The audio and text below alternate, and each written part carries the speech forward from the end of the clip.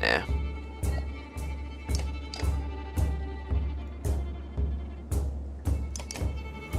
Break your armor more.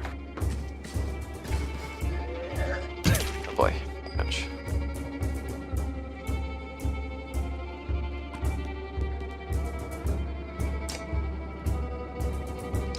Keep on breaking your armor.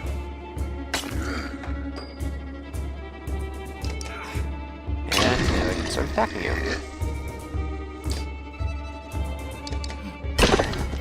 Go. You're just about dead. And that's the killing blow. Oh.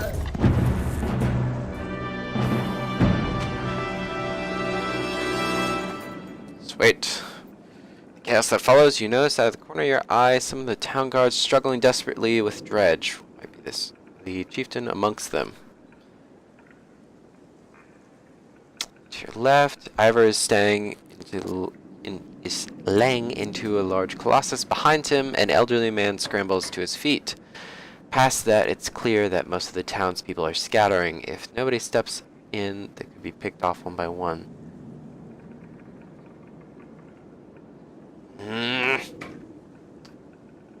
I don't know what I could be doing. Because a lot of the people that I have here is running low, or they've been damaged really badly. Let's see.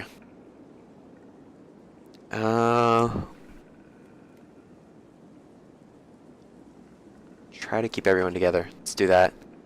Got it. You shout barking orders as you pass people. The guards will have to fend for themselves, or there won't be anyone left to protect. Miraculously, you find yourself clear out fighting. Ivor emerges from the trees, bloodied but breathing. You swear you almost see a grin on his face. Oddly, he's not so lucky. She struggles to bear the body of the chieftain in her arms, her face blank. No guard joins her. You gather her to the caravan and cover the body with a cloth. The chieftain's death hits you like a punch to the gut. Only at Ivor's insistence does the caravan continue on to Frostfeeler. Let hands clasp tightly around your own. Well, no more chieftain.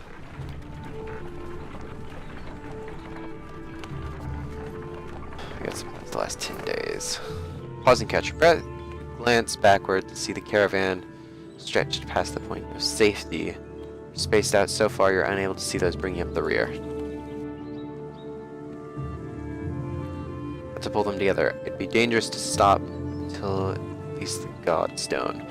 The path should be just up ahead. Let's rally the caravan with a speech.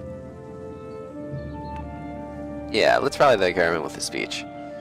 Make your way to the rear and hoist a small child on your shoulders and say, "Fight for every step. Remember those who didn't make it and push onwards. The clansmen see your effort and follow suit, pushing themselves harder." Yay!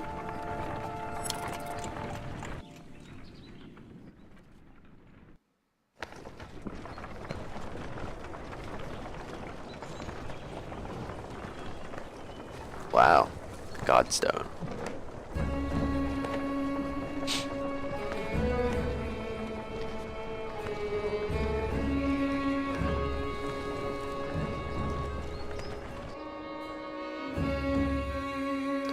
Far enough for today, I think. After a day of misery, men and women dropped their meager possessions beneath the Godstone of Heredivaldir. Ooh, the music. Oh, that sounds so good. What are we doing? We just left our homes because suddenly there were dredge. Probably shouldn't be looking to me for advice. Look at these people. Somebody has to hold them together. That's you, Rook. Run into more dredge. Seemed like before I wanted to put a lot of faith in him, so I could say, but you're the dredge killer around here. Yeah, Varl. They want to listen to someone who looks like them.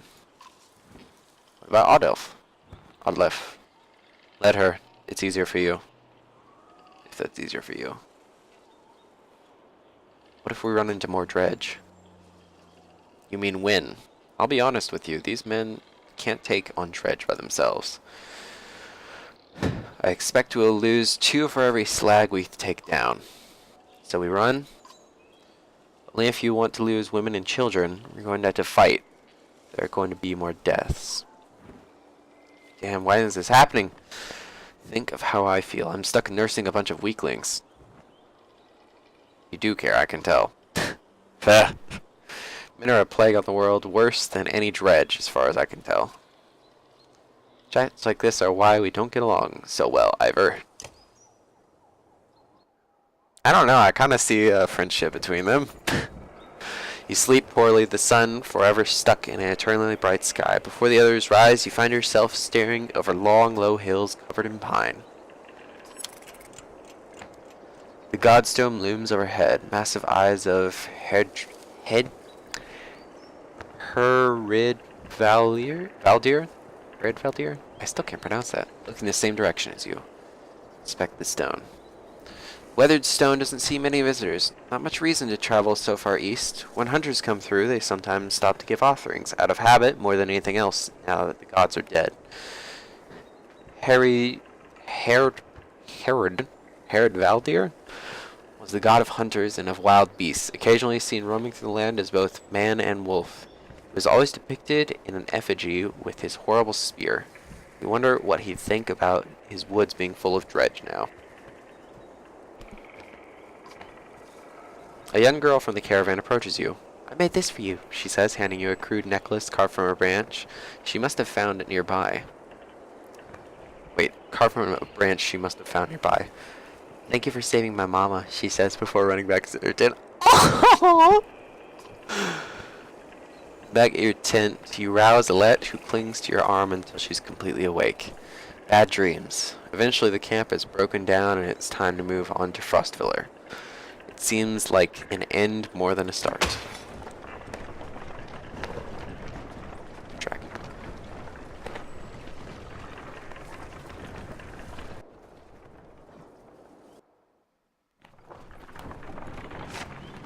Let's go to the map real quick. I want to read some stuffs and things. What's this? Loading screen, loading screen. Okay. So, we were at Strugir. We're heading towards Frostviller. Let's read the nearby stuff. Descendants of Sten, unable to cultivate good yields or find much fish in the frozen murk of Ba Harbor, nevertheless scratched a living from the beasts of the forest, where they erected a stone to Javier, pardon, patron of hunters. Frostviller. Once sitting upon the bank of a wide lake, when the Nordfilling turned into a waste, the city of Frostviller became a tattered bastion blasted by freezing winds that roll through the valley. Those who live here are still not known for live here still are not known for their hospitality. Bleh. Stederlund. Had such high hopes for Stederlund, the new kingdom of Man and Varl, they called it, rounding up anyone who yearned for a land of their own. Whole clans and families took the caravans and banners to the untamed frontier. Then the Nordfelling Lake disappeared. The trees withered beneath Arctic winds and the crops would not grow. Anything else? Anything else close? Okay. We'll leave the rest.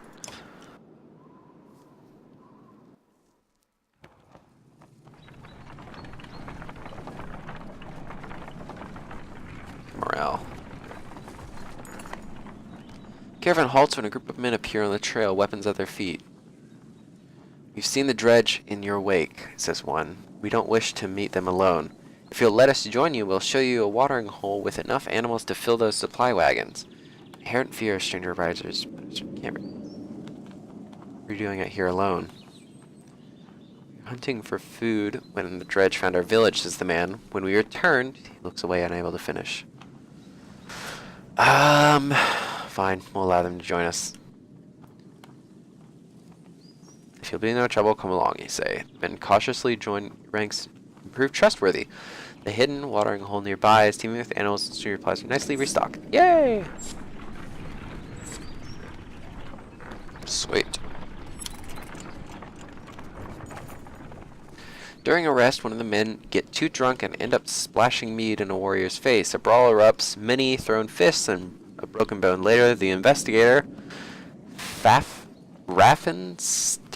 Starter, is tossed to the ground at your feet. Angry clansman looking for satisfaction. His personal defense is little more than drooling mumbles.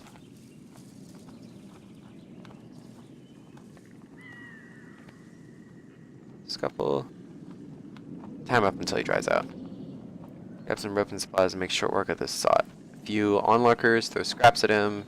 Most just walk away with a laugh, at least content that the measure has been taken.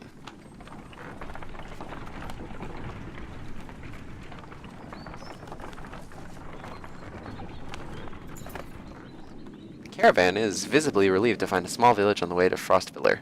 With beds and fresh supplies, the locals are shocked by the news you bring and discuss it amongst themselves while you set up nearby.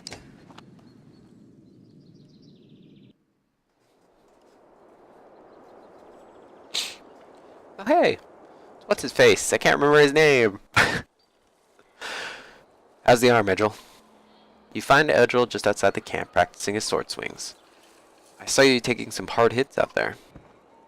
Oh yeah, I'm great. Not great, considering everything that's... I'm fine. My arm's fine. It's a strong shield. It's Rook, right? I know we haven't talked much before now. But if you want, just call me Gil. Sweet. So was Egil before. Gil. I wanted to let you know that I meant what I said before about making sure nothing happens to Alette. Think about what to say. Protective of Alette, huh? Well, I don't want her to get hurt. You can see his cheeks turning bright red. Cheeks turn bright red. Don't worry, she can take care of herself too. I know, I didn't mean... Easy, Gil, I know what you meant.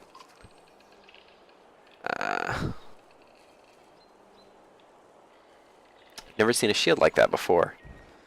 Yeah, I doubt there's many. My father made this. It's solid metal, really heavy. But I've been practicing with it since I was a kid. I used to spend a lot of time getting used to lifting it. He raises it up to show you. I'm pretty good with it now. It's the only thing of my father's I have left. Then when my mother died, she gave it to me. Before she died. Ira seems to think that you're pretty good. Did he say that? That's good. I'm trying. Never had to fight anything like Dredge before, but I don't have much else to do, and how many people get to train with a Varl? Just seems like I could help. I could be of help to someone. That's what I want to be. I'm heading back to camp. Stay strong. I will. Oh, if you need something, let me know. I can do anything you need. Between you and Ivor, you're going to be okay. I can tell. We are going to be okay. Blah. Okay.